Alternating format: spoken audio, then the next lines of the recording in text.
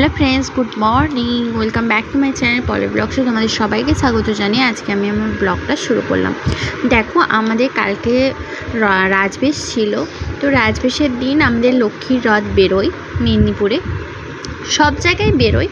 তো যাই হোক, এখানে আমরা প্রথমেই সন্ধেবেলা বেরিয়ে গেছিলাম লক্ষ্মীর রথের আরতি দেখার জন্য।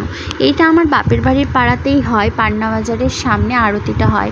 তো আমরা যেতে একটু দেরি করে ফেলেছিলাম, আরতিটা প্রায় শেষের মুখে হয়ে গিয়েছিল। এই যে সবাই দেখো সামনে এত ভিড়, ঠেলাঠেলি হচ্ছে যে দূর থেকেই তোমাদের সাথে কিছুটা শেয়ার করার চেষ্টা করছি। দেখতে পাচ্ছ কি সুন্দর লাগছে মায়ের অপরূপ মূর্তি। তো অনেকক্ষণ ধরেই আমরা দাঁড়িয়েছিলাম, মায়ের সমস্ত কাজ সম্পূর্ণ হলো, আরতি হলো, সন্ধ্যা আরতি হলো।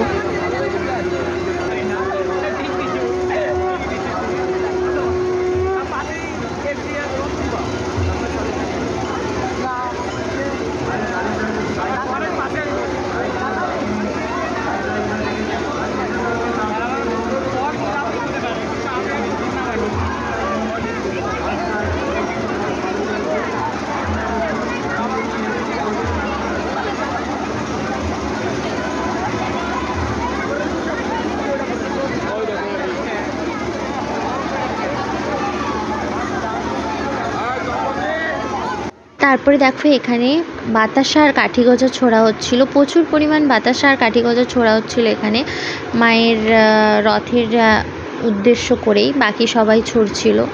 তো এবার মায়ের এখানের কাজ সম্পূর্ণ হয়ে গিয়েছে, আরতি হয়ে গিয়েছে, প্রসাদ দেওয়া হয়ে গিয়েছে। এবার মায়ের রথ চললো আগে জগন্নাথ দেবের মাসি বাড়ির উদ্দেশ্যে। তো দেখো মায়ের মূর্তি এখানে ক্যাপচার করার চেষ্টা করছিলাম, কিন্তু এত ঠেলাঠেলি, এত ভিড়।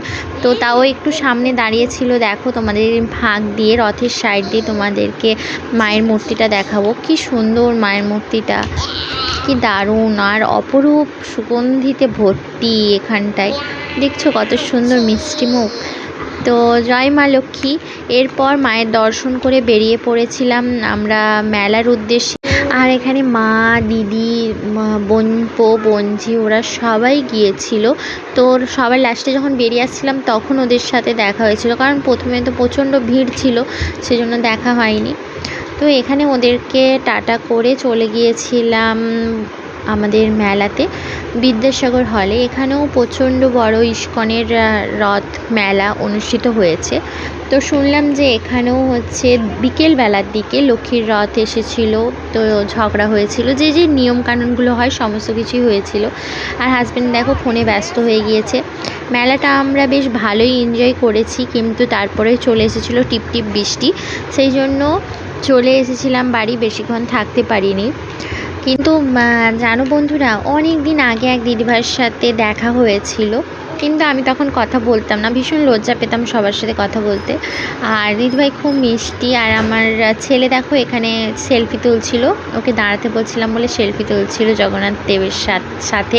তো জগন্নাথ দেবের রাজবেশের ছবিটা কেমন লাগছে অবশ্যই জানিও। আর চলো দিদিভাইয়ের স্টলটাও তোমাদের সাথে শেয়ার করবো। যেটা বলছিলাম যে দিদিভাইয়ের সাথে আগে অনেকবার দেখা হয়েছে, কিন্তু ফেসবুকেই এই রিসেন্ট আরও বেশি পরিচিত হয়েছি আমরা একে অপরের। তো দিদিভাই যে আমাকে চিনতে পারবে, তো খুবই ভালো লাগলো, আনন্দিত হলাম। আর এদিকে মা, ছেলে আর শ্বশুরমশাই সবাই হচ্ছে গাছ কিনতে ব্যস্ত হয়ে পড়েছিল, তাই একটু চলে গিয়েছিলাম আমার পছন্দের অর্কিড গাছ দেখতে। দেখো অর্কিড গাছগুলো কি সুন্দর না, খুব সুন্দর। দেখি নেক্সট দিন গেলে নিয়ে আসার চেষ্টা করব, কিনে নিয়ে আসার। আর যে দিদিভাইয়ের কথা বলছিলাম তোমাকে, এই যে শিল্পাদি, তো শিল্পাদির দোকানেও হচ্ছে তোমাদেরকে শো করিয়ে দিলাম। দেখো কি সুন্দর সুন্দর জিনিস, খুব সুন্দর দারুণ দারুণ জিনিস, ব্যাগ, জুয়েলারি, হ্যান্ডমেড জুয়েলারি আর গোল্ড প্লেটেড জুয়েলারি, সমস্ত কিছু দিদিভাইয়ের কাছে পাওয়া যায়। তো এইটুকুই আজকে, বেশি ব্লগ বড় করব না। তো দিদিভাইয়ের সাথে একটু সেলফি তুলে নিয়ে তারপরে চলে গিয়েছিলাম অল্প কিছু খাওয়ার জন্য। তো আমার হাজব্যান্ড এই ফটোটা তুলতে দিয়েছিলাম হাজব্যান্ডকে আর কি।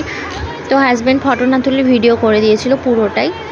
যাই হোক, তারপরে বেরিয়ে পড়েছিলাম। ছেলে জেদ ধরেছিল গাড়িতে চাপবে, গাড়িতে চেপে টেপে আমরা চলে গিয়েছিলাম। একটু স্ন্যাক্স আইটেম কিছু খেলাম, খেয়েটে যদিও তখন ভিডিও করা পসিবল হয়নি, অনেক ভিড় হয়ে গেছিলো আর প্রচণ্ড বৃষ্টি পড়ছিল টিপ টিপ করে।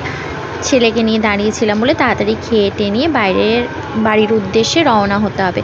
তার আগে হচ্ছে আমরা একটু মিষ্টি দোকানে ঢুকেছিলাম, কিছু মিষ্টি মুখ করলাম। দেখো কত রকমের মিষ্টি, কোন মিষ্টিটা তোমাদের পছন্দ তাড়াতাড়ি বলো, তোমাদের জন্য পাঠিয়ে দেবো।